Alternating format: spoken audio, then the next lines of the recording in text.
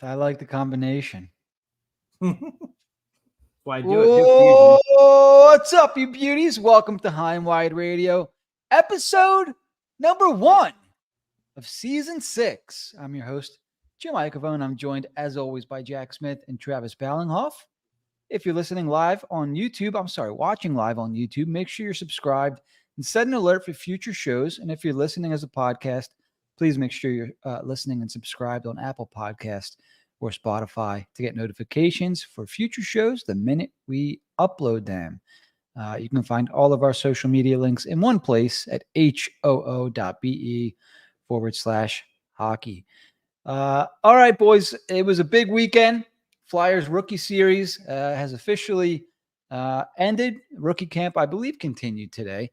We have a lot of topics to talk about, some around the NHL, some concerning the Flyers on and off the ice.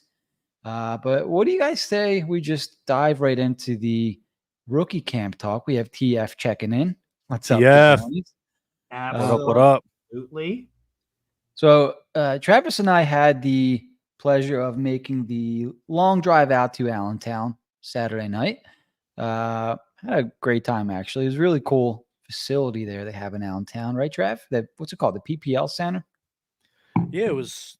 Press box was really nice. Store was cool when we walked in, and to the left they had that little old Phantoms picture with Giroux and Richards and Patrick Sharp and all them. It was a pretty cool place. Wow. Yeah, That's awesome. I really enjoyed it over there. I wish it was a lot closer. I mean, in the grand scheme of things, 90-minute drive was not that bad. It went by quick. We had good company.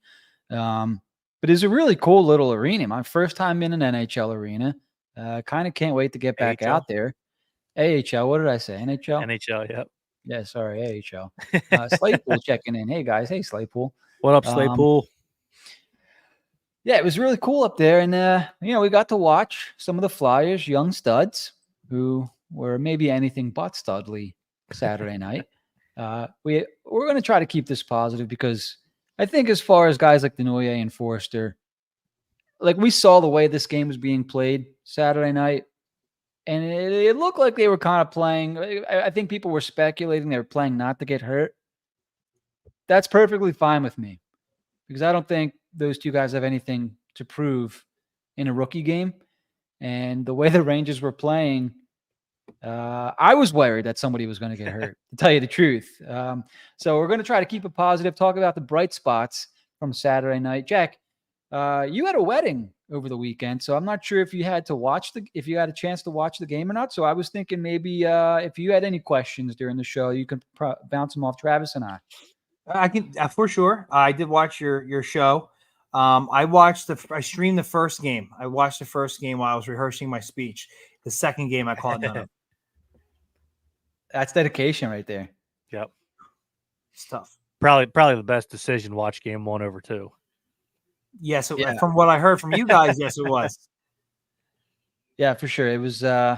We had special interests, I think, watching Saturday night. But if you were just going to watch a game and watch the Flyers win, it was a pretty brutal game to watch, I think. There were, however, some bright spots, right, Trav? And a couple players stuck out, at least to me. We'll get to those. But I want to know which players still in your mind, Trav, after having a couple days to let this kind of sink in and digest, stood out to you from Saturday night? From a positive perspective, still the same thing. We talked about Samu Tuamala. We talked about Zayd Wisdom.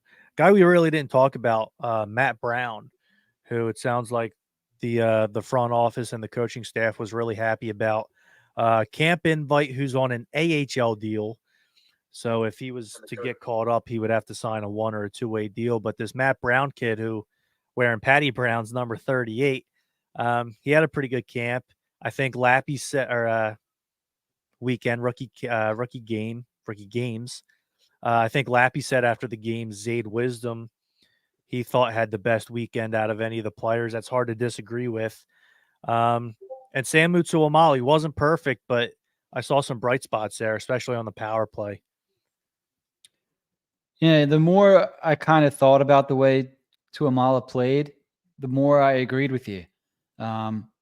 because as I mentioned Saturday, I wasn't as focused on him as I was whenever that top D pair was out there. I was completely focused on Granz and Andre.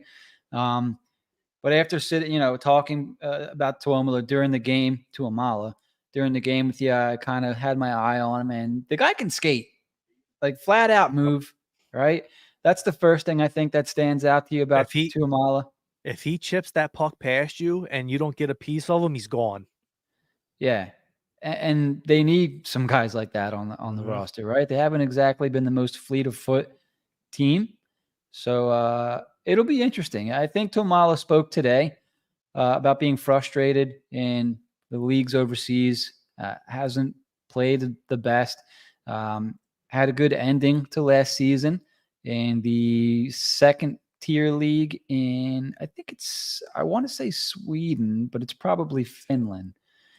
I can double check that in a second. Anyway, it was a second tier league in one of those countries. Flyers now have him over in Lehigh Valley for this year. They got their hands on him, and let's see what they can do with him. We have some comments here. Let's get to some of the comments. So Bonk and Andre were A+. Now, I didn't get to watch the game Friday night, so I'll take TF's word. Did you guys have the opportunity to watch Bonk on Friday? That's the game I watched 90% of that game. Bonk was the definition of poised. He made all the smart plays, the right plays. It was really nice to see somebody skate at him from the other team and for him to not fall to pieces like guys on the NHL roster. He made the smart play, the right play. He looked steady out there, and he's the type of player that is, you would hope, is going to be very reliable to do the right thing, especially in his own zone, which is at this level, at this point, with very little practice time, is almost more instincts than it is anything else. And that was very good to see. It was very they played a lot better in that first game, and they got some bad luck. And some of the guys that you wanted to see play well, including Bonk, really shined, not in a flashy way, but in the way that is going to be the backbone, could be the backbone of your defense, essentially. I completely agree. I'll jump in real quick, Jim.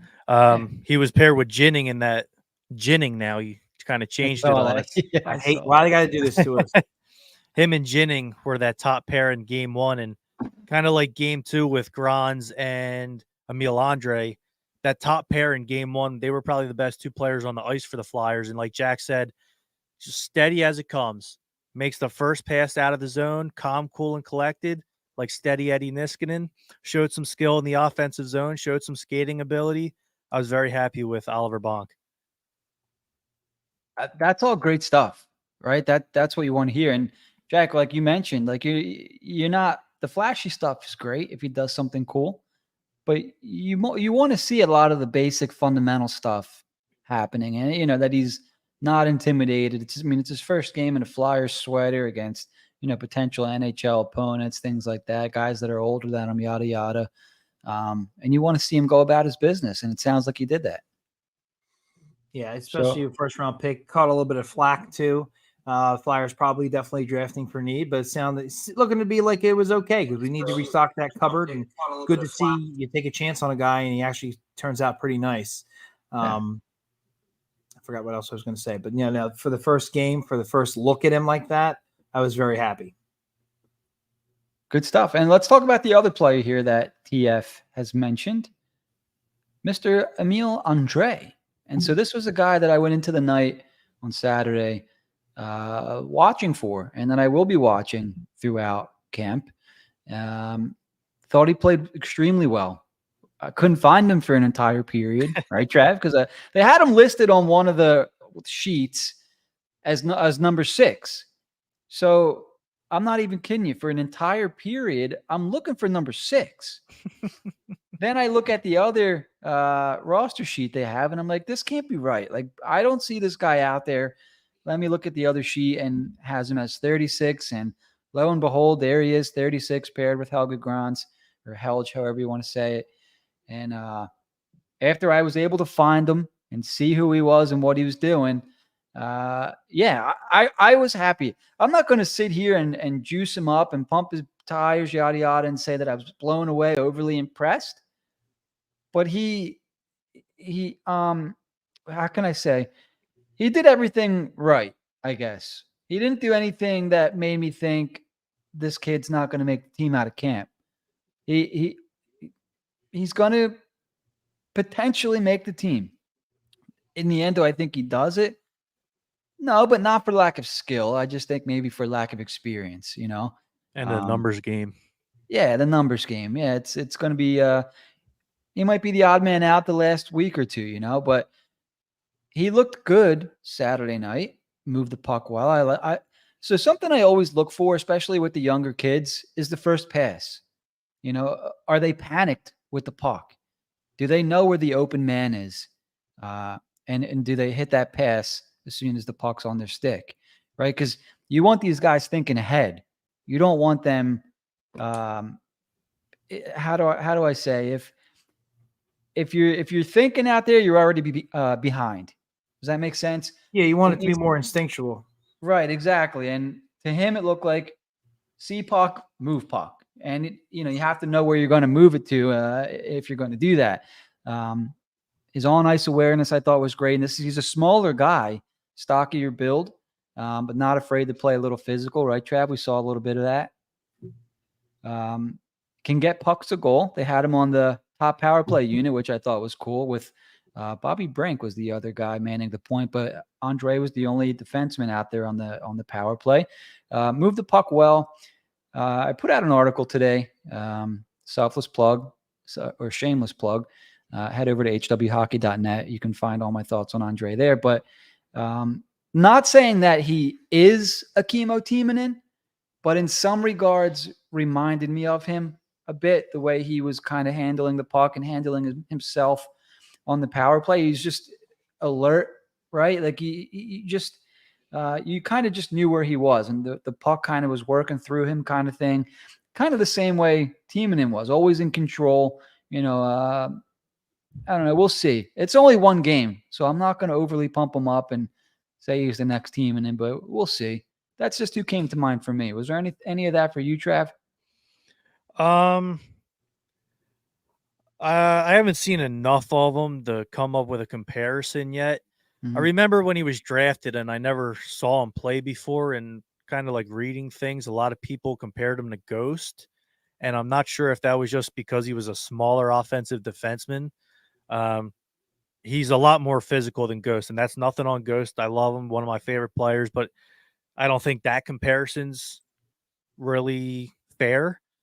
The play that stuck out to me was, I believe it was in the third period, and I don't remember who had the puck, but they had a 3-on-2, and he came down the left side of the ice and found some open space up the middle, crashed the net. They didn't score on it, but kind of like you're saying, like the instincts kicked in. He's like, okay, they're giving me ice, I'm going to take it. So that was nice to see. And there was a play in the first period where he kind of similar, puck's on the strong side, passed it to the weak side over to him, and he missed the net, but man, his slap shot's legit. Yeah. Yeah, and so that's important to me because when you think about the Flyers defense on the roster now, any of these guys really have bomb shots. You know what I mean? Nothing. Mm-hmm. Maybe Cam York does, and we just haven't seen it yet. I don't know. But we know Sanheim doesn't. Bristow has a bomb shot, but how often is he going to be manning the point on a power play? So that stuck out to me. He's a guy that can play on your power play, 5v5, and on your penalty kill. So a very valuable potential defenseman there. Top pair guy, not so sure, but definitely I would say a middle six guy, a second pair guy. Who else do we have here in comments? Denver Barkey. We talked about him a little bit Saturday night. I'm not sure if we talked about him on air. Sat next to our buddy Jordan Hall for a little bit. Jordan actually really likes Barkey. Compared him to maybe a Travis Konechny light. And when you hear that, first thing I thought was, okay, so Barkey has a motor, right? Jack, any thoughts on Denver Barkey? Did he play Friday night? He did. He had an assist on Matt Okay. Brown's goal. So Okay. I wouldn't say he was all over the ice or anything like that. He definitely played better, and I noticed him more in the earlier stages of that game. Definitely for not playing much on higher lines or a power play or whatnot. So yeah, no, he looked energetic out there, and he got involved in the goal and kind of fizzled out after that. I didn't see too much of him. I will say in the game one, a lot of the game took place in the Rangers zone. I know they lost that game 3-2. I will say one of the goals was one of those random, like the puck gets shot, deflected, and just kind of floated up and into the net, like kind of like bad luck. Other than that, a couple guys just lost their coverage and got open. But that goal that they had was more of a tic-tac-toe, found the guy in the slot, and he was feisty along the boards. And after that, honestly, I really didn't notice him too much, but he definitely got off to a good start in the game. Again, and I think you guys said it the other night, these guys had one practice? They're usually they have 3 or 4 before they get into these rookie games. So with that being said, I can't say I didn't like what I saw, and he got on the score sheet, so I'll take that. With that being said, Sorry. Echo. It's not me. I didn't do it. Yeah, that was me. Trav, any follow-up thoughts on your boy Denver Barkey? No, looked good in the first game. I'll say the one thing that kind of stuck out to me was in the second game, there was a play where he had to go back on a puck, and I noticed a major lack of foot speed, and I wasn't sure if that was part of his repertoire or not. And then during the intermission, I looked it up, and that is one of his downfalls, I guess you could say, is lack of foot speed. You mentioned he has a motor. That's good, especially if you do have a lack of foot speed. But yeah, that was apparent to me. He's not the fastest guy out there. Yeah, for sure. And we already know he's one of the smaller guys. So you have to wonder a little bit at the NHL level was, if that is going to be a thing, can you get around the lack of quickness and size disadvantage? So we'll see. We're going to try to keep it a little more positive because it's only one game. Let's get to some comments. Jared Phillips. Thanks for hanging out once again, Jared. I think Andre goes down to start even though he deserves a spot. They won't risk Zamula on waivers. Sucks. But barring a change to that D group, I think Andre starts in the AHL. I think so agree too. With that. Yep. Yeah. I think our starting lineup says that. I mean, yep. There's no reason you have to. It's not a year you're actually trying to win. They'll, get started and they'll bring guys up at need be. They'll come up with an excuse or whatnot. And we see this all the time. And that's exactly how it'll be. It's not a knock on anybody. So. Yeah, he needs it. He only had, 10 games tops with the Phantoms last year. This will be his first full season in the States. Let him get some seasoning in the AHL. I don't mind that at all, especially for a defenseman. The other guy that I wanted to talk about we might as well because we talked about Grans, his countryman, and apparently, the guy he's going to be paired up with in Helge Grans. Big dude, listed 6'4", 205. Looked that way out on the ice as well. He looks big on the ice. He's mobile though, right? Chad, like this guy can skate for a big guy. Yeah, exactly what you said. And the skills were there. Yeah. Excuse me. You all right? Barely. You don't really think of a big defenseman as speedy and skilled, but I think that was the thing that stuck out to me the most. He's a guy that he looked good on the power play, I thought. Right? Kind of the same thing with Andre. The kind of the power play was running through him at the point, switching from high to low, high board to low board, whatever. And I wanted to see him unleash a shot every time because he loaded up whenever he had the opportunity. Didn't always get it off, but man, he's got a bomb. Helge Grans. I can't believe they got him in this Provorov deal. I'm telling you because they got the first round pick, and they get Helge Grans. Come on, he should have been a first round pick the year he got drafted in 2020.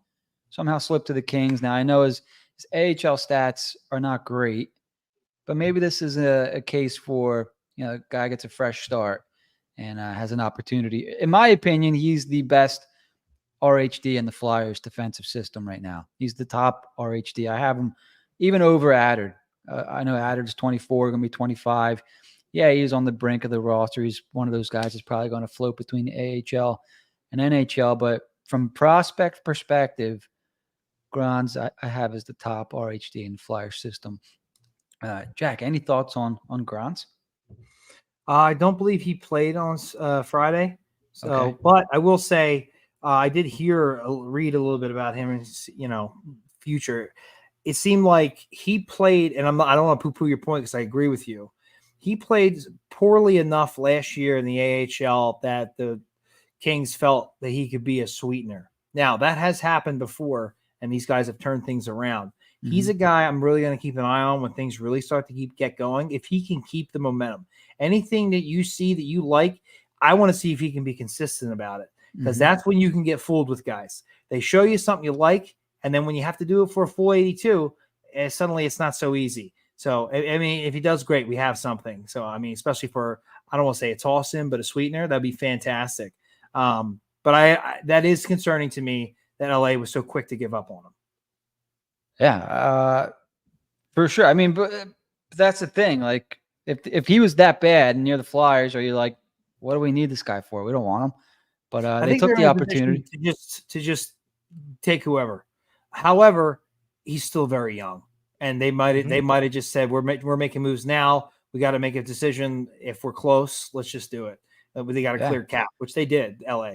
So they made it. It happens. I mean, look, the Flyers got rid of Patrick Sharp for almost for nothing. I mean, like, it happens. Like, so I'm all for it.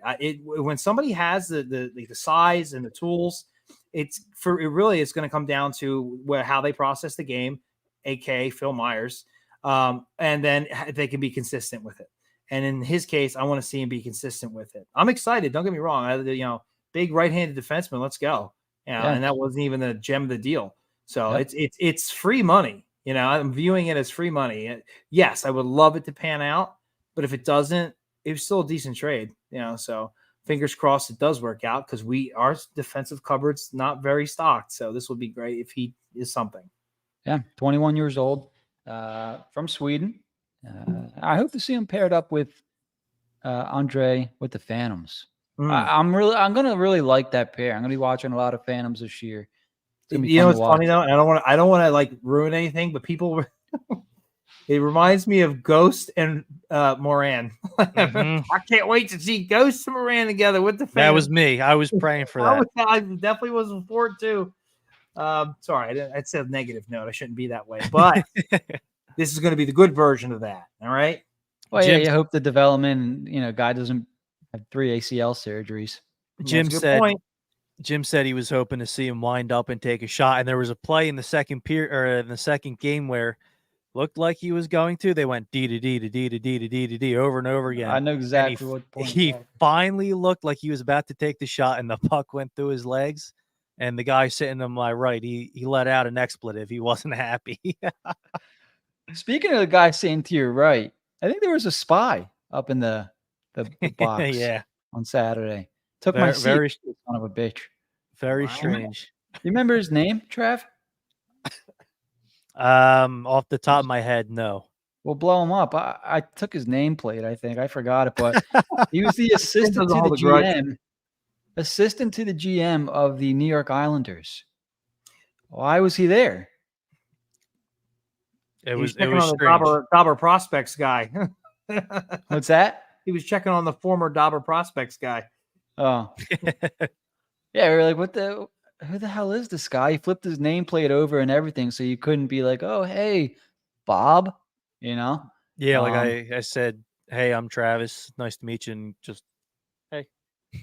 At a rookie game, he big timing you? Yeah. He didn't want to be known. It was very apparent. He was trying to lay out in the weeds. He left after the second period. I like how Jim didn't say assistant GM. He said assistant to the GM. It's a subtle dig. Jim holds a grudge, man. Nah, that's what it said on Google. Yeah. We Googled him. We're like, who is this son The of a Office. Bitch? Took my seat over here. This guy better be important. It's the Islanders. How serious could it be? Well, we're trying to figure out why he's there. And I'm talking to Trav, and Trav's like, he's getting a little nuts over here. The rookie game. They got their scouts out there, But the pro scouts or rookie scouts to see what's going on. So they had pro scouts, but they were like complete opposite side of where the media was sitting.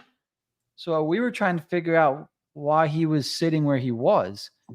And I saw the Islanders folder, but I'm wondering if, I like to speculate. We're hearing trades for Shane Pinto, which we're going to talk about in a second.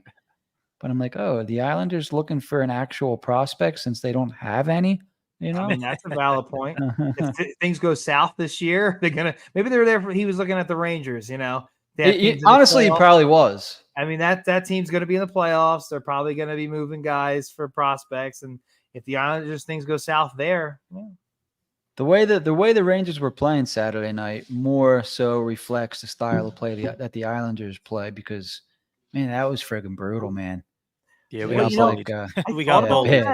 I thought about that. I didn't see too much of that in the first game, but although I did see the one guy I wanted to ask you guys about, and I'll get to that in a second, but it seems like these teams have barely practiced. And from what you guys described, the Flyers really got pushed around in the second game. Well, if you barely practice and one team's bigger than the other, it's kind of to be expected, I guess. Although I didn't see that too much of that in the first game. However, one player we talked about a lot this offseason, because it was a pretty big season for him, was Zade Wisdom. His first period in game one was, I don't think it was horrible, but it wasn't good. He took a penalty, got into a fight, and got immediately dropped. I'm like, okay, here we go. But after that, he had a very good game. He was laying out, blocking shots, almost scored. And then he had a goal in game two, and I'm assuming that his overall play for the whole game was good. Yeah, he was one of the few guys in that second game who was making plays. And I kind of talked about Tuamala in the bumper on the first power play. Well, they put Wisdom in the bumper on the second power play, and he was making some plays there as well. So I don't know if he's going to play power play in the NHL, but they put him there in a rookie game, and he made some plays. I was happy to see that. This is exactly what we needed to hear from that guy, because we were pretty critical, rightfully so. However, I think it was you, Trav, who brought up that he was dealing with injury, coming back from injury, he was out of shape. So if this is more the guy we drafted, yeah, keep an eye, and thank God for his sake, and good for him. So I mean, it's early. I mean, I hate that I have to say that. We're talking about what we've seen. It's early, we get it, but yeah, it's definitely good to see. I'm very happy with Zade Wisdom. If he turns out to be the player we drafted, that's a pretty good third, fourth line player, it sounds like. For sure. Oh, for sure. Yeah. Yep. There is a player I want to ask you guys about, because I think he unconditionally gets like good scouting reports in anything he does. And I was very happy with how they treated Forrester in game one. They set him up like he was Ovechkin. Like he just went to that top of the circle, and they were just feeding him on the power play even. Yeah. Had a lot of opportunities. Would have loved if he cashed in on just one of them. And he even had an opportunity where he had a pretty good opportunity in front, open. He's right-handed, and he shoots short side and completely misses the net. He had a good shot, glove side, didn't go for it. I'm like, maybe it's just early and it's jitters, but he had a lot of opportunities and did not cash in on any. And I don't know. So what did you guys see from Forrester? Well, I'll say in game one, because I noticed this, there was that play on the power play early in the game where he had a lot in net to shoot at, and he just shot it right at the goalie's pad. No elevation at all. And you know what? That happens in hockey. Even guys like Matthews and Kucherov, sometimes they just flub shots. It happens. So that's nothing to worry about. But it would have been nice because he set up, cocked, beautiful. Was that early in the game? Was that early one? Yeah, because the way the announcer, I think it was Mertitas and Brian Smith, I believe, were the announcers, and they made it sound like, and it would happen so fast. The goalie just made a 10-bell save, but sounds like, that's even worse. Look, I get it. It's a rookie game. It's early. Yeah. I'm not writing them off, please. But we are talking about what we saw. That stuck out to me a little bit. Hey, look, Saturday night, you could kind of see early that it was going to be one of those games where he was just going to kind of just get through it kind of thing. Yeah. At least in my, like, I kind of just, I stopped. So while I'm watching this game, I'm only looking for certain numbers, right? So I couldn't tell you how certain guys played. But you knew when Denoyer and Forster were out there, and, after a while it was like, well, I'm just going to stop watching them because we're not going to see anything from them tonight. You know what I mean? That's how I felt watching them. So I'm like, okay, well, I'm going to really focus on these guys, and you would expect them. We went into the game expecting them to just stand out. Like, I didn't have them on my list of players to watch because you just thought that they were going to be noticeable. And after we got there and we're watching, I'm kind of like, all right, well, 2 less guys I need to pay attention to tonight because it just wasn't going to be a thing. Do you know what I mean? It seemed like they were just trying not to get hurt or play too physical because the Rangers were, I don't know what the game plan was, but it was borderline dirty in my opinion. Like it was definitely, it was dirty. And I was just like, please just nobody get hurt tonight because this is fucked. That was surprising here in a rookie game. They were taking as many shots at Wisdom and Denoye as they could after the whistle, and neither of them backed down. But yeah, as far as Forster goes, like I saw a clip on Twitter from that game where he made a nice play in the corner, used the body, and I think that might have been the only thing good I saw from him that game. It wasn't pretty. Wow. Yeah. Well, Yeah, I'll not a change great it a game. little bit because I want to know. I don't know if he played game 2, but one of my offensive standouts from game 1 was Saranac. I thought he gelled well on the power play of the first line. I believe he had the second goal. He was I won't say all over the ice, but I noticed him a lot.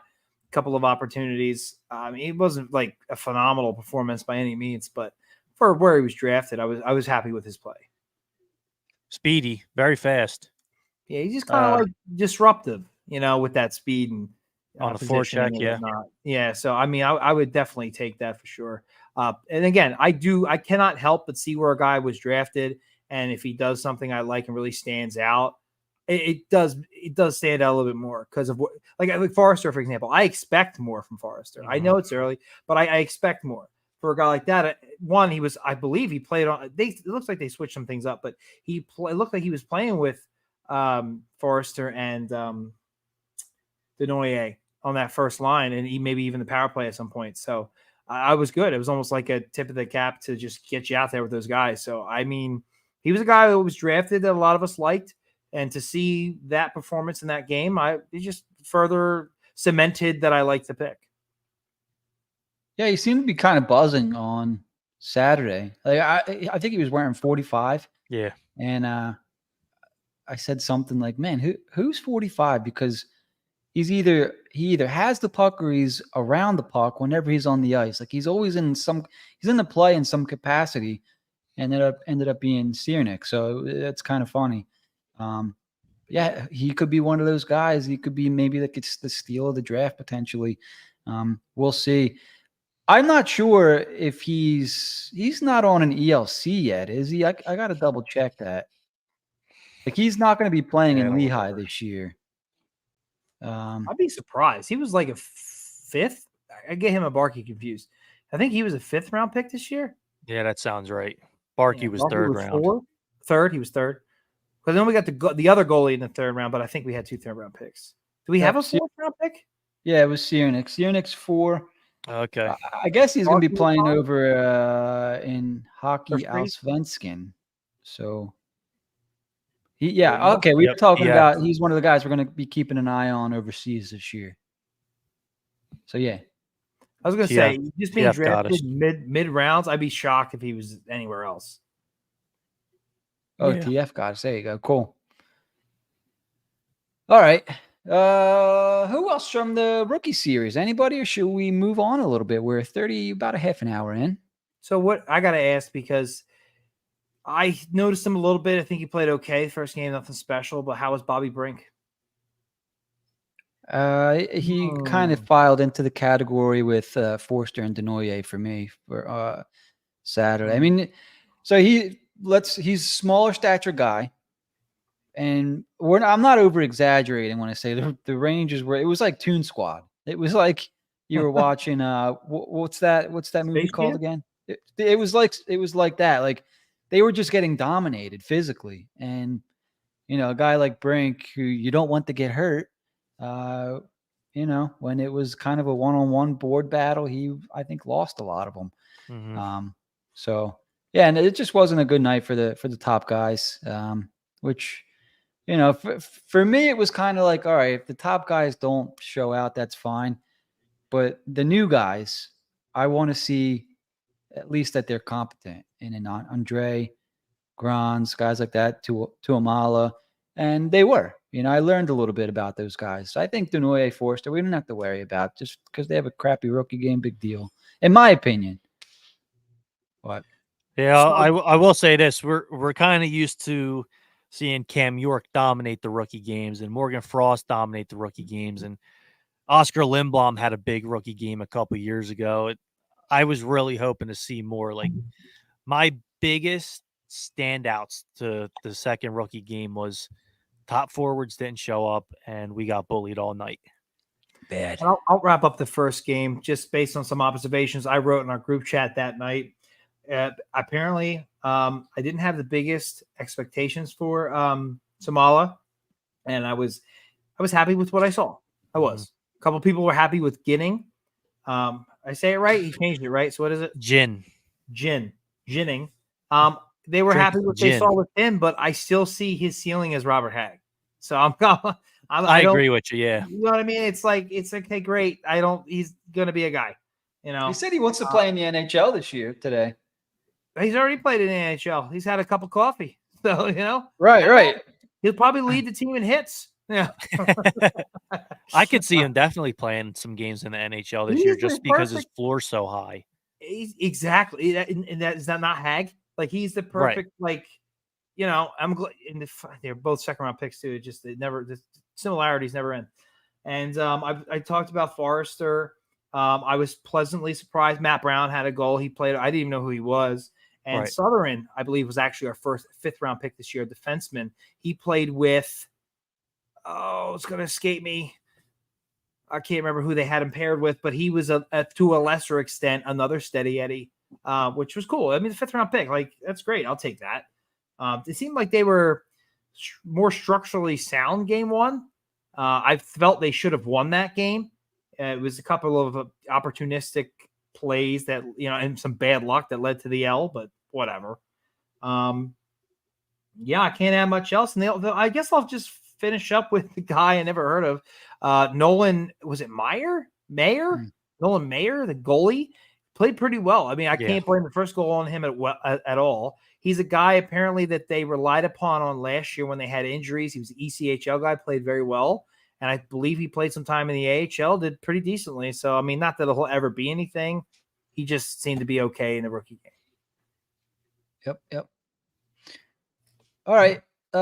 Let's move on a little bit here. We have Before we get to this next topic, I think we're going to do a kind of fantasy hockey style show soon. I'm going to switch it up real quick to fantasy football. I was going into my matchup tonight up 14 points, and my opponent only had left the Pittsburgh Steelers defense. First play of the game, pick 6, and now I'm down 4. Yep, and now I'm down 4. So you lost. Well, probably unless Cleveland goes on up points. Right? Yeah. The Browns. You need the Browns to come. You need the Chubber. You need the Chubber to run up. I love that nickname for Nick Chubb. You need the Chubber to get you a 65-yard scramble. Yep. The Chubber. It's still early. It's still early. If the Browns score some points, you might be okay. Yep. We just need a couple of Najee Harris fumbles and benching, and we're good. I already won this week. I smoked him, but I have injuries at the wazoo. We should do a fantasy segment, future shows. Would you guys like that? Everybody watching in the comments. Our hockey season starts for sure. We're probably going to do it whether they want to or not because we're going to be pissed off about something. Yeah, I think a fantasy show would be cool right around when everyone starts drafting at the end of preseason. Yeah. We got a free agent draft on Wednesday. Yeah. It should be fun. Cool. All right. Let's move on a little bit here. So I feel like there was news. Oh, yeah, I forgot. There are rumors. The rumor mill swirling already around the Philadelphia Flyers. So it became known that Shane Pinto will most likely not sign in Ottawa unless something changes very quickly in the near future. And I think it was rumored on multiple shows. The one that comes to mind first, though, is the 32 Thoughts podcast. Is that correct, Trav? You listened to that show. You want to repeat what they were talking about? Yeah, I don't exactly remember word from word. It was a couple days ago, but I remember sitting in the car and texting you. I'm like, Elliot just said that Ottawa might have to move Shane Pinto if they can't sign him. And he named specifically Boston and Philly. And I'm like, okay, this is kind of interesting. Young centerman, scored 20 goals last year. And me and Jim were like, well, what kind of crap would it take to get that to work? And talked about the cap space and might have to include Matthew Joseph in the deal. And then the very next day, Ant Sand fires off a tweet that's pretty much word from word. And yeah, I guess where there's smoke, there's fire. We'll see if they can get a deal done, but I don't know. He might be on the trade block.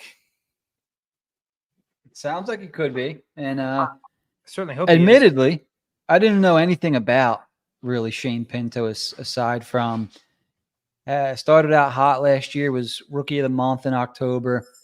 Didn't do much the rest of the season. Yeah, he'd finished with 20 goals, but that's how hot he started last year. I think he had like 10 goals in the first month or so of the season. So I didn't know much about this guy. I'm like, why? You know, you're seeing people on Twitter pop up, oh, I wonder if Morgan Frost is a candidate. And I'm like, well, how does that make sense to trade a center for a center and take on $3 million in salary? Apparently, there's some scenario where that could be. So today I said, hey, you know what? Let me read about this kid a little bit more. And he's like 6'2", like 190, 200 pounds, something like that. Italian, Pinto. So obviously he's a winner. Two things that really stuck out to me. I mean, first of all, the scouting report was he plays the center position. He plays an honest game, a clean game. But the two things that really stuck out was good in the faceoff dot. I think he won 52. I got to go double check that number. 52% of his faceoffs last year as a 22-year-old. So that's pretty good. First full season in the league, you win half your faceoffs. The other thing that really stuck out was he's a net front presence on a power play. And guess what we talked about a couple weeks ago that the Flyers need is net front presence. So, you know, and they also need a consistent faceoff winner. Who knows how long Coots is going to be available this season, and who knows if he can, you know, dominate in the faceoff dot like he's done in the past. Could be a valuable asset to add to the Flyers team. Jack, your thoughts on all this hoopla? Yeah, at first I thought it came off to me like Ottawa might have been trying to. It was like a ploy to, you know, contract negotiations. If this is the Flyers, we have a player like this, and I'm not sure how you feel about going into the season, and he starts the season that hot and is not that good the rest of the year, at least offensively, and his scouting report come through the draft, defense wasn't exactly one of his highlights. So it's like, what do we have here? Are we really going to like pony up now for a hot month or two? I can understand the position Ottawa's in, wanting to go for it now, having money spent elsewhere. Maybe they're a little reluctant to pony up, and Pinto might be trying to cash in a little bit. So I don't know if it's posturing between the two camps and these other teams get named. That happens all the time. However, if there's really truth to it, anybody under the age of 25, I'm like, come on, let's go. However, I've heard Lawton named.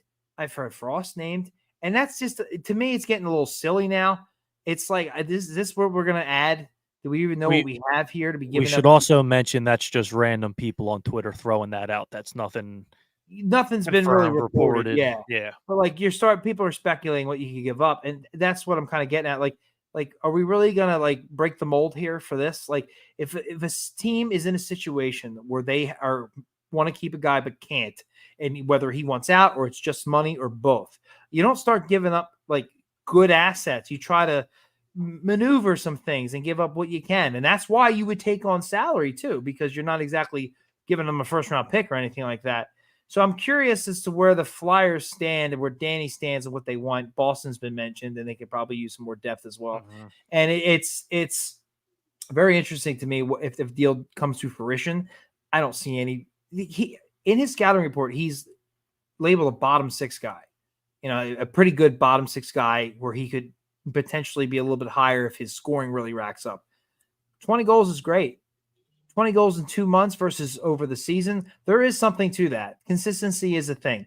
So I don't know how I feel about him overall. I feel like I've barely seen anything. He's a 2019 draft guy. So it's something to monitor, keep an eye on. And I'm not in the camp of trade something of actual value to get him, considering the situation in Ottawa? It is, I guess, at least fun for. Means hockey's close, right? When this kind of stuff starts popping up. Interesting though that Boston was rumored because I think they need. Well, I don't want to say that they need a center more than the Flyers do because that's just not true, really. But after losing Bergeron and Krejci again, they're in like Charlie Coyle's their top line center right now. I mean, it's not really. We shouldn't laugh because 2 or 3 back surgery. Sean Couturier is our top line center. I don't know if they trade for this kid, cool. If they trade Morgan Frost for him and they take back a contract with this kid, I wouldn't be happy with that deal. Obviously, things would have to play out. And we'd have to see what Shane Pinto is. But no, I wouldn't be, screaming, Danny Briere, you did it again. Big balls, Briere. Also, shout out Briere, said hi to me in the hallway the other night, so that's cool. Were you wearing your shirt? Were you wearing a t-shirt? That would. Dude, I wonder if that's how he was like, oh, that's that fucking guy with the t-shirt. No, Danny, he probably would like it. Come on. Yeah. You know what? Next, I'll bring one to the game. If I see him, we see him up in the booth, I'll toss him one. You'll toss him like you're the. I'll autograph it for him too. I'll sign it for him. Like... Yeah. So yeah, just interesting. If the deal is right, I mean, the Flyers should have some leverage here. That's kid hasn't signed there yet, so there's no rush to break any sort of bank. For Shane Pinto, he's not on your team now. So if you don't get him, you're not missing anything.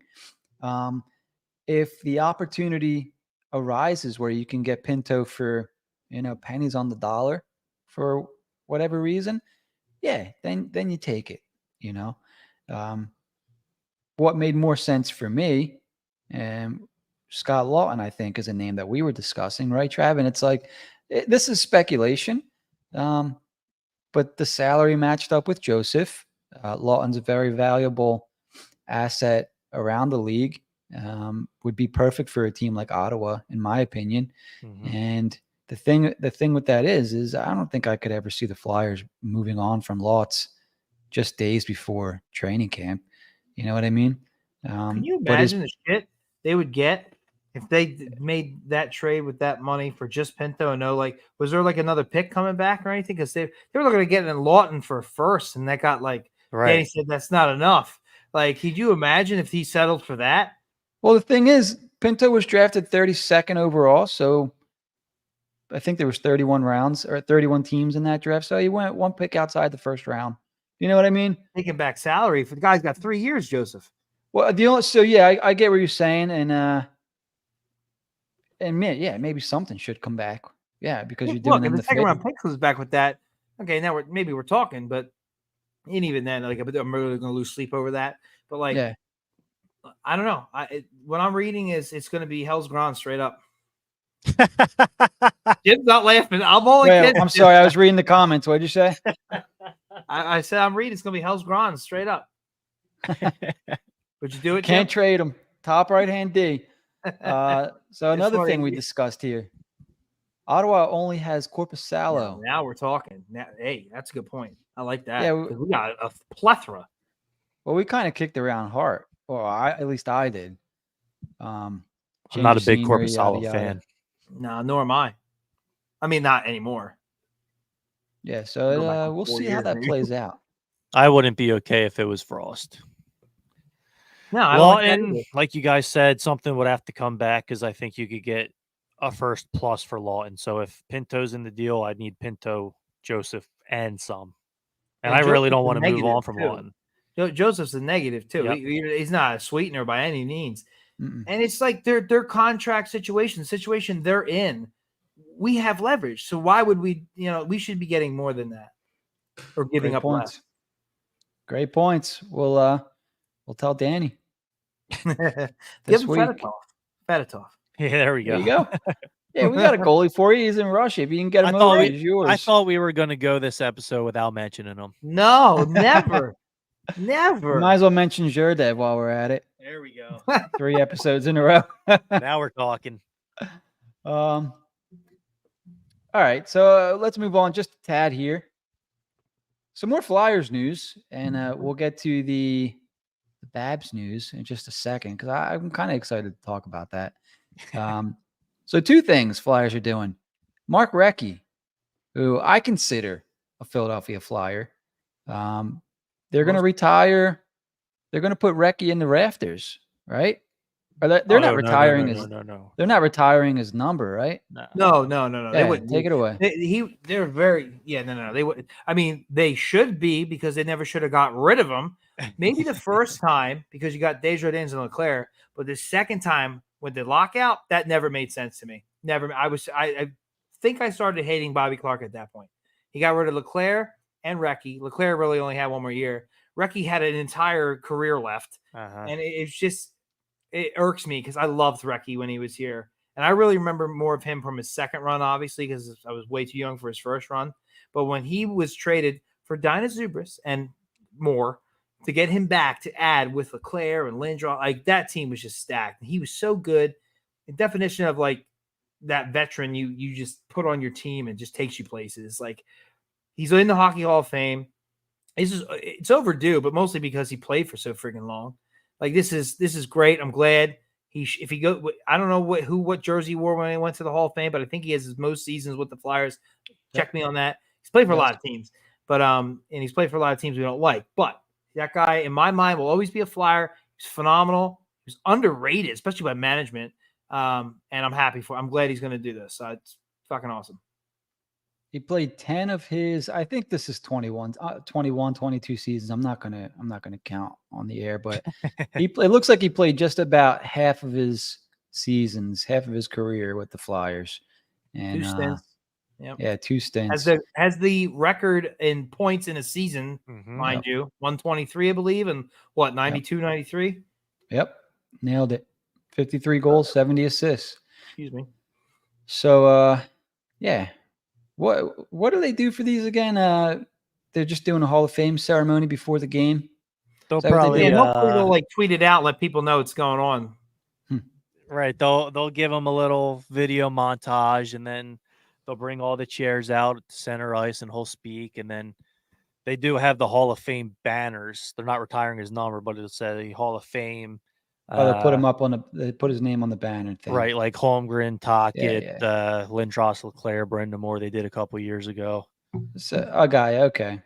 Would the Phillies Wall of Fame be comparable for this? Yep. Yeah. Okay. Yeah. All right. And the Phillies fun nights. I was there for Desjardins, and the Claire Lindros was one night. Not the retirement number, that was different. But like, I would love to get like the jersey, I guess you call it, right? Like I have a Leclerc one from that night. It's got the little patch on the shoulder. My favorite Flyer shirt. I just outgrew it. That's cool. Because I'm a grown boy. But I would get a Recchi one in a heartbeat. I hope they do the same thing, maybe with the new burnt orange. Yeah. That would be cool. I don't like Mark Recchi. What? I didn't think you were going to say it on the show. Did he dick to you? He was mean. No, I've never met Mark Recchi. Oh, wow. I remember Mark Recchi as a Hurricane and a Bruin. I'm too young to even remember the second stint. Oh, he was gone in 2004. I was 5 years old, so I never saw him play for the Flyers. I remember him as a Bruin and a Hurricane. Not saying he's bad.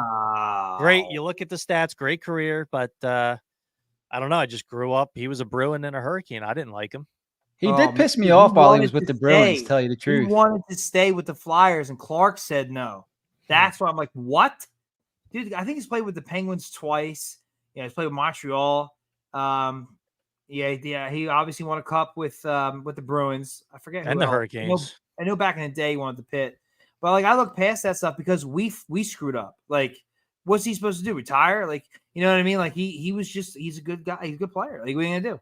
You know, and I hate Boston, but I was happy for him when he won because it was him. And I did see him play a lot. I saw him play a lot. He was as good as he was still underrated. All right, so here's a game for you, real quick, Jack. Recchi played for 7 teams, and don't look it up. 7 teams in his NHL career. Can you name all 7? I'm going to try. All right. Philly, 1, Pitt, 2, Montreal, 3, Boston, 4, Carolina. 5. You need 2 more. Is I any got of them one. like a weird, like Atlanta or something like that? Is it Okay. Yep. Atlanta that was the one I was what? thinking of. Atlanta? Is Atlanta Atlanta what? one of them? Yeah, Atlanta what? Thrashers. Duh. Alright. And there's one more, right? Yeah, 1 more. Fuck, who am I missing? I'll give you 10 seconds. 9, Whoa. 8, 7, 4, What? 3, 2, Um, 1. Is No. it Edmonton? No. I Terrible don't guess. remember him on the West Coast. I'm telling you, it's like I'll give you 1 hint. Go ahead. Oh, I got it. Tampa. Yeah, that's it. Wow, I don't think I would have got that. Well What done. year was that? 08, That was in 09. between I don't Pitt remember and that Boston, either. right? Yeah, I don't remember him with them either. Wow. And that's I when don't he remember was that on at all. Atlanta the year before. He played 53 games. I don't remember that either. But that's what I'm saying. He played for so many teams after Philly. I remember him as a Bruin and a Penguin and a little Well, bit it's with the funny. Hurricanes. When he went to like Atlanta/Tampa, like you thought his career was over.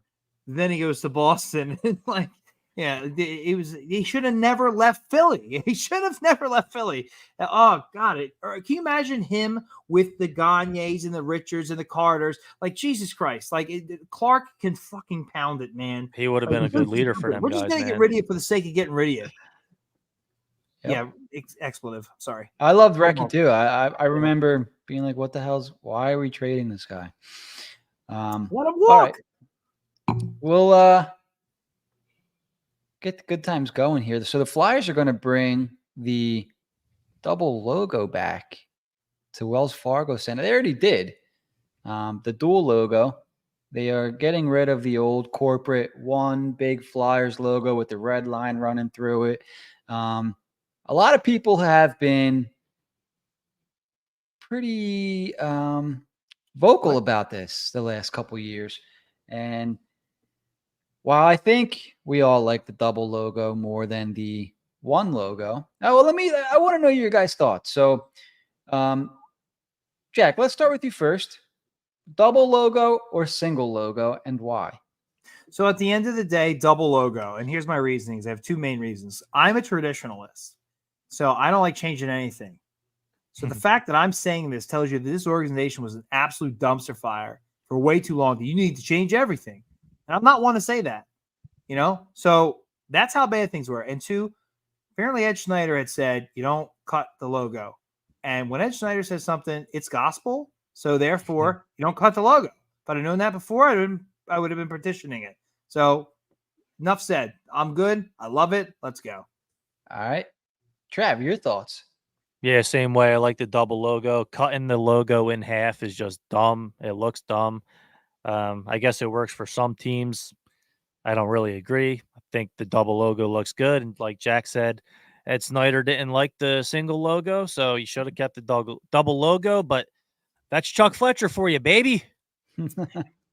Yeah, that regime was just brutal. But I agree with both of you because I think it looks better, number one.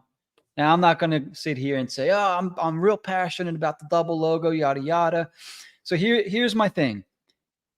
If I'm indifferent to a double logo or a single logo, if somebody over here is like, I like the double logo, it looks better, it means something, yada, yada. I'm like, all right, well, it means something to this guy. Let's do the double. Do you know what I mean? And if it's Ed Snyder is that guy that wants to keep the double, how dare you change it? Should have never been changed. It was his team. This should was have never been changed. He built the friggin' place. You know I what don't I know mean? how that got by me. I Yeah. must have. I don't know. But I would have thrown a fit if I'd have realized. Yeah. So that was something. It's a small thing, but it's a big thing for fans, I think. So yeah, double logo. We have a couple comments. Undo the voodoo. Very smart. Yep. And Oakham's double logo. Yeah. So I think everybody likes the double logo. The big logo just didn't look right. It looked weird. The aesthetics look a lot better with the dual. much like the last 10 years. Wrong. Very true. Things are They should coming change back. the goal song too. Tell me they're going to do that. Yep, 2 logos is one more. 2's better than 1. There you go. It's math. It's math, people. All right, our last topic of the night is the catastrophe in Columbus. What was that one hashtag you said was going around, Trav? Mike Commodore started the hashtag Babs the Perv. All right. Yeah, I don't know what that's about, but how weird was that hire in the first place? Obviously, the Columbus Blue Jackets have allowed Mike Babcock to resign or whatever they did.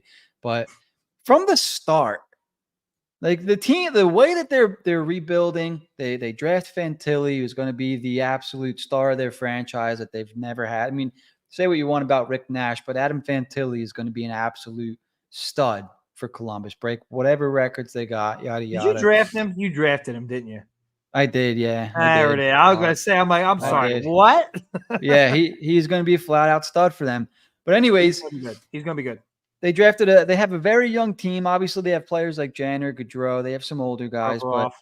but Provorov, Werenski.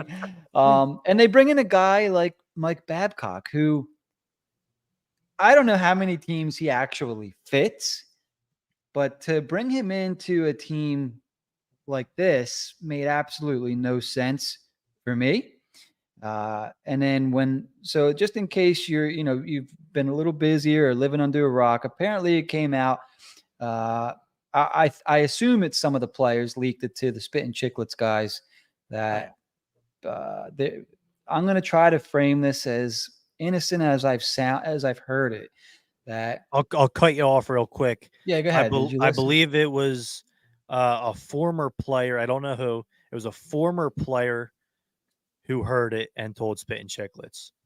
Okay.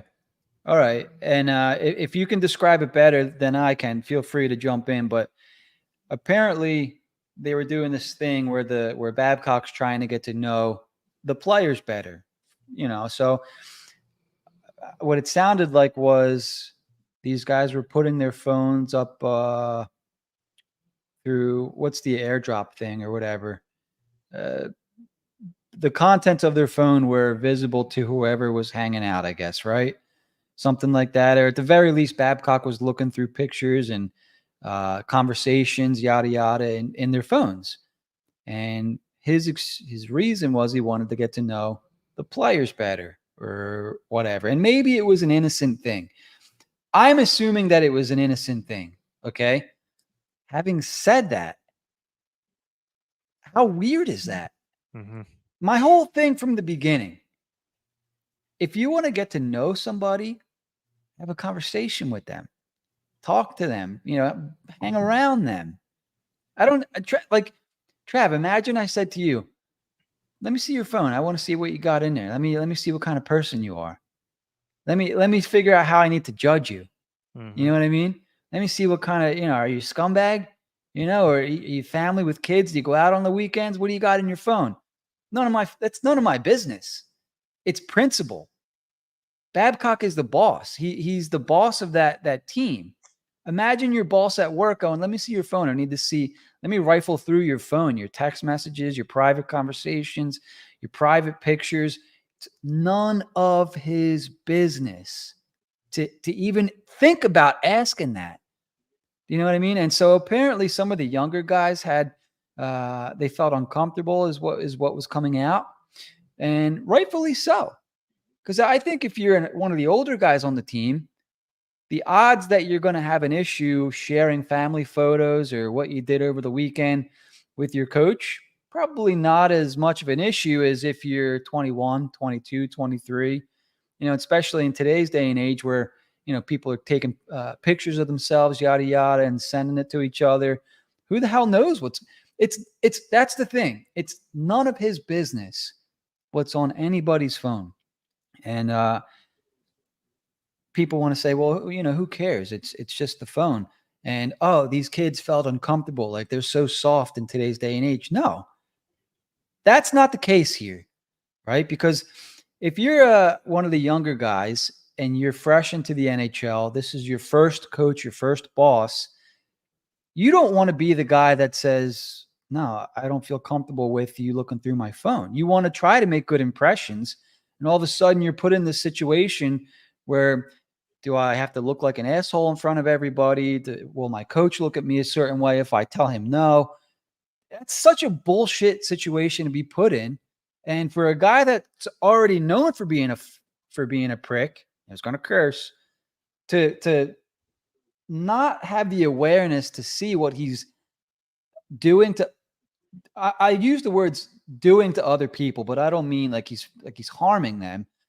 But you need to have some form of awareness of, how will these people feel if I ask this 19, 21, 22, doesn't matter the age, if I ask them to see the contents of their phone? They're not your kids. You know what I mean?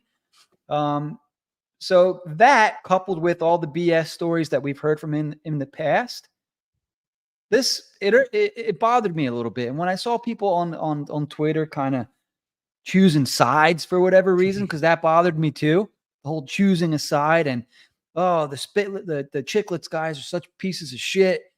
Okay, so because you have these feelings about the Chicklet guys, automatically you're discrediting that what they're saying could be true, which in my opinion is straight up bullshit, because you cannot like somebody and they could still be telling the truth, right? I found it interesting that a lot of the crowd that doesn't like Chicklets was taking up sides with Babcock. And I'm like, this is the same crowd that talks about toxic this, toxic that in hockey. And you have head toxic piece of shit number one doing this stuff, and you're on the side. Dude, it was blowing my mind. I was trying to stay out of it and just watch what people were saying, but it was just insane how things played out. I want to know what you guys thought. Did you read into any of this stuff, or Jack? Did you get into any of it? Were you as passionate about it as I might have been? I mean, that last point is kind of like an eye roll, head shake. But as far as Babcock's concerned, like, he's going to take any job he's offered at this point. From the Columbus Blue Jackets perspective, I don't know if Babcock's my first choice. However, if I'm going to try to make an argument for Kekalainen, it's that you added a lot to this team. You're going to go for it. You have a very competitive division. You probably want an established, hard-nosed coach. Babcock and Torts have a lot in common outside of the stuff we're about to talk about. And they were very good on the Tortorella. So I can understand going for that style of coach, not necessarily bad. When it comes to Babcock, and I said this in our group chat, I do think that when you find success earlier in your career, you know, he was very good with Anaheim, Cup with Detroit. I do think that sometimes you get this "my shit doesn't stink" mantra, and a little more of your actual self comes out a little bit. And you saw in Toronto where he, at the time, I believe he signed to be the highest paid head coach. I don't know about history, but definitely at the time, maybe both. And I wanted him. I wanted the Flyers head coach for sure. Too. You know, I was like, yeah, absolutely. I don't like, people say, oh, a lot of former players, nobody has a nice word to say about him. Yeah, I don't give a shit about that. Like, I really don't think he had the bad rep he does now. Exactly. And they'll be referring to, oh, he's an asshole. Good. I'm glad. Yeah. Like, do your job. I don't care if he's an asshole. Torts is an asshole. Do your job. You know, when it comes to this other stuff, that's different. That's separate. And the first, like, that at least that we got, that I remember, was, I believe it was Mitch Marner making him write which players he felt was out of shape on that current Toronto roster. And then he just outed him.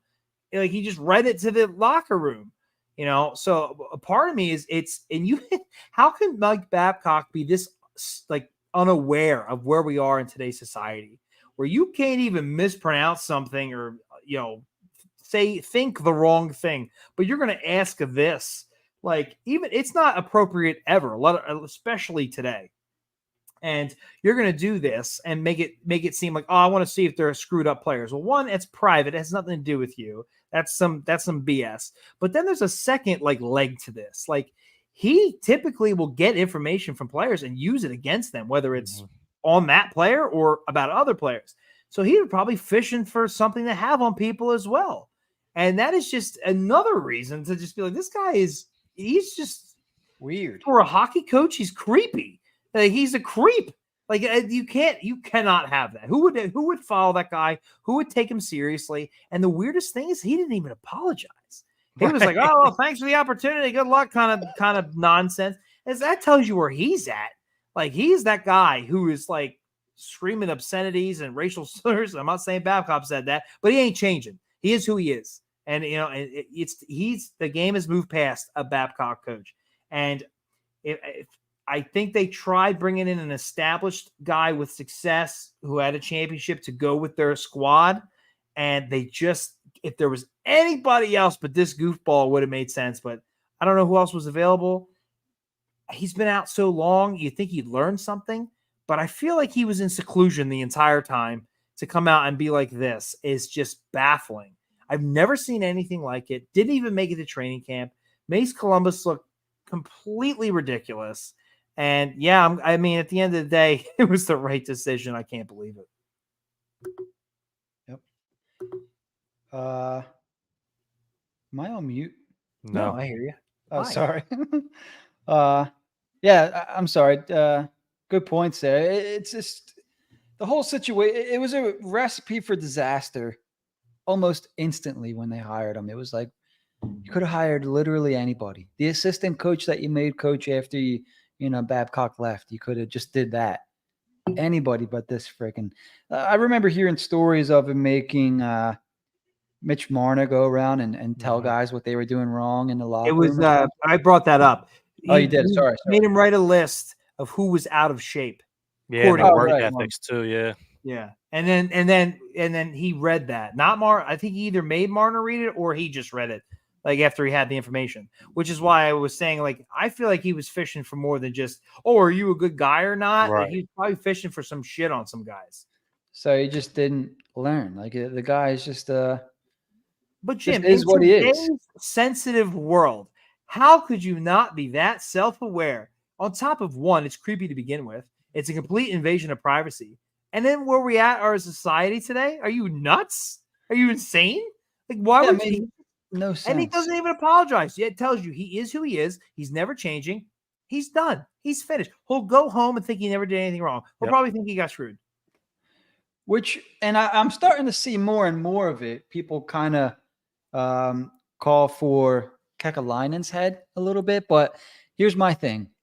I understand that, because that's the first question I ask in real life and like in business, and obviously with this was who hired the guy. There's toxic piece of shit that I got to see every day, yada yada. Or this person sucks at their job.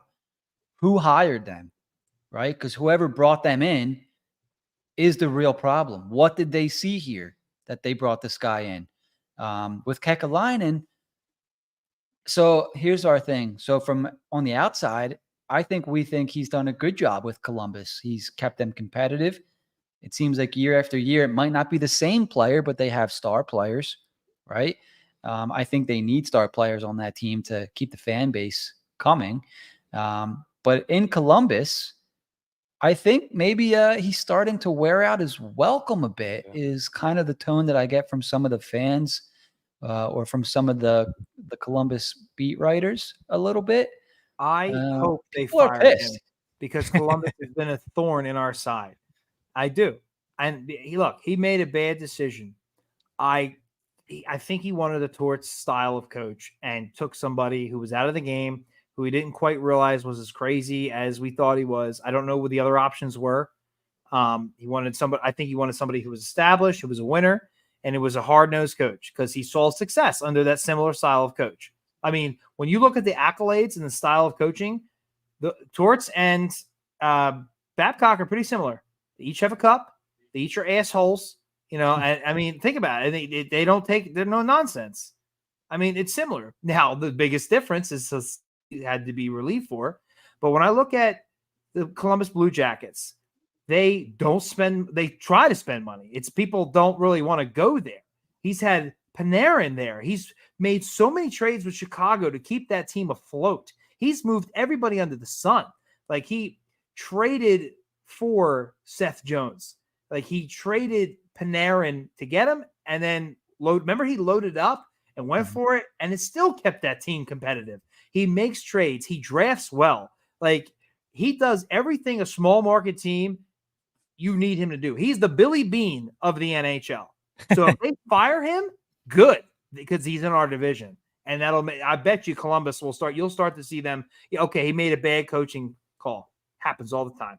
You know, they fire him, they're going to be up Schitt's Creek without a paddle in a couple of years. Yeah, for sure. It'd be interesting to see what they do. What do you guys think? Should we try to wrap this one up? Do you guys have anything we missed during the episode? Say it now or forever hold your peace. Well, I didn't go too deep into it.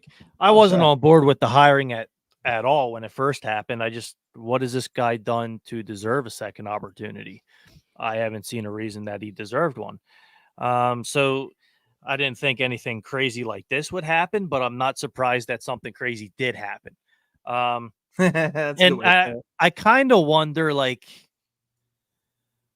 this is all speculation, but I wonder if, like Johnny Gaudreau went on 32 Thoughts and talked about it, and Boone Jenner, the captain, came out with a statement. I wonder if I could see both of them and what they said being true, as to the point of, hey, Johnny, what did you do this summer? I was hanging down Stone Harbor on my jet ski. I got a nice beach house.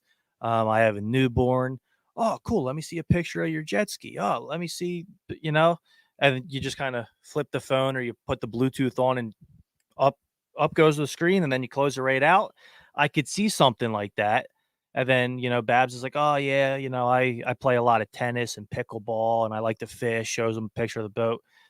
And, they just talk about their lives in their summer, and then, okay, you're gone.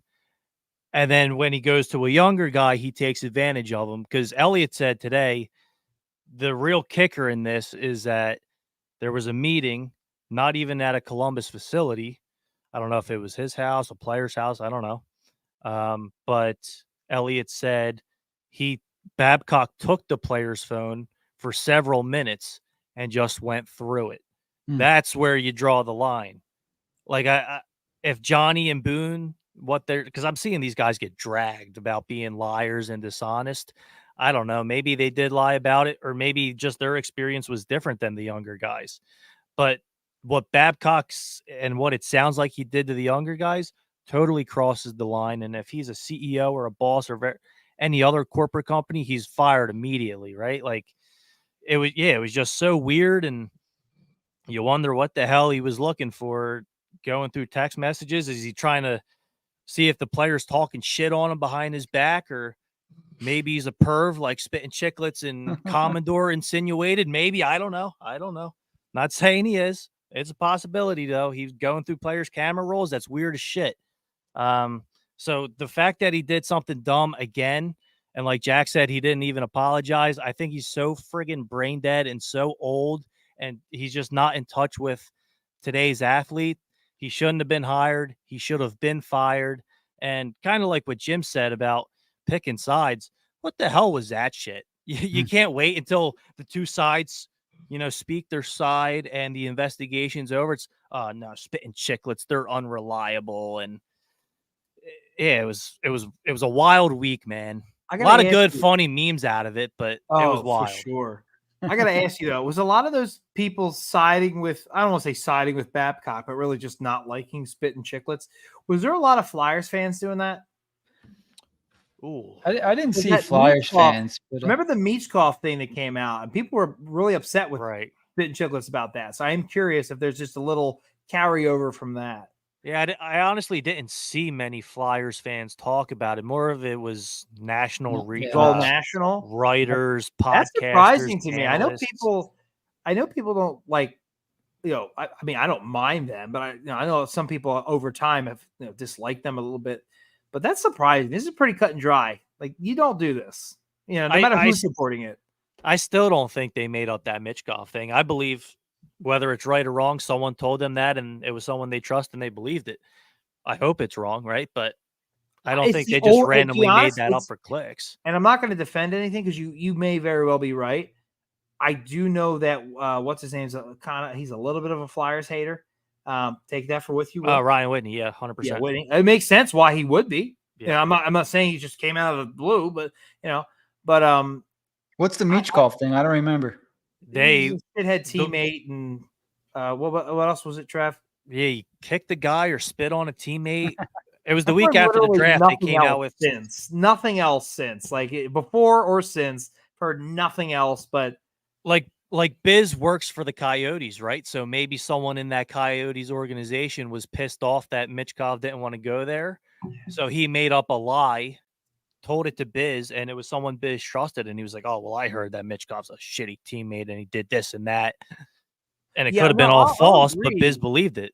I'll agree with Trav with it. I don't think they're fabricating stuff out of thin air. I think they were told. It's just you got to like see the situation and understand your source, and just if you're going to go with something, because we know a couple writers here who have gone with information that has been very, very false. I mean, so, and not that they'll get killed for it, but like it was a little like I've heard nothing before or since of this. Not that I'm the greatest source, but like it did seem a little out of the blue. It says on your screen you have sources.